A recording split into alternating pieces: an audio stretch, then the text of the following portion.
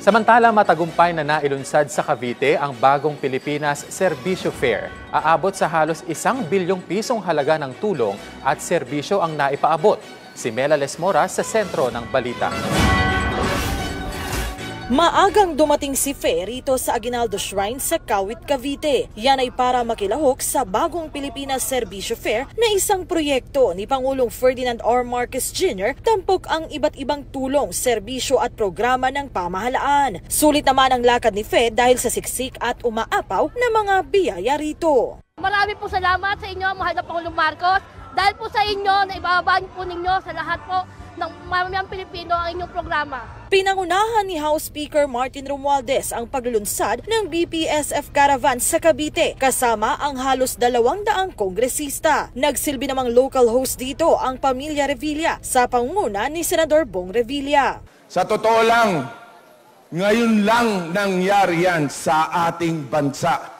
Itong ganitong klaseng programa na talagang nararamdaman ng ating mga kababayan. Kaya palakpakan natin ang ating mahal na Pangulong Bongbong at Speaker Martin Romualdez.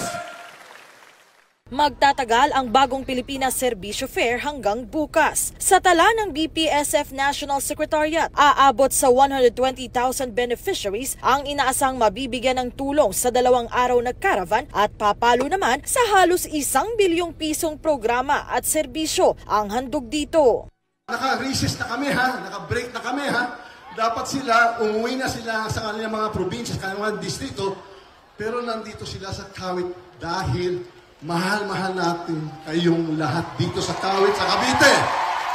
Bukod sa BPSF Caravan, ilang pocket events din ang inilunsad dito sa Cavite. Kabilang na ang Cash Assistance and Rice Distribution o CARD Program, Integrated Scholarship and Incentives Program o ISIP for the Youth at Startup Investments Business Opportunity and Livelihood o SIBOL Program. But wait, there's more! May bonus pa yung entertainment kasama ang ilang artist. Itaas ang inyong kamay! Itaas ang inyong kamay! Ipakita ang ingay! Ipakita ang ingay! Say ho! Say ho! Say hey, hey, ho!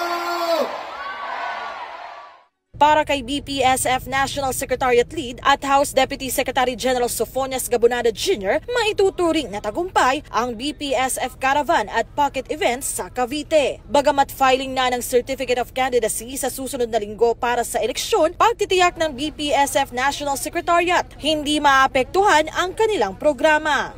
Hindi po, kinarify po ng ating butihing chairman ng Commission on Election na wala pong epekto ang campaign period dito sa bagong Pilipinas Serbisyo Fair. Huwag kayong mag-alala, ang utos ng Pangulo sa bagong Pilipinas Serbisyo Fair National Secretariat at ni Speaker Martin Romualdez, walang probinsyang maiiwan at hindi mapupuntahan ng bagong Pilipinas Serbisyo Fair.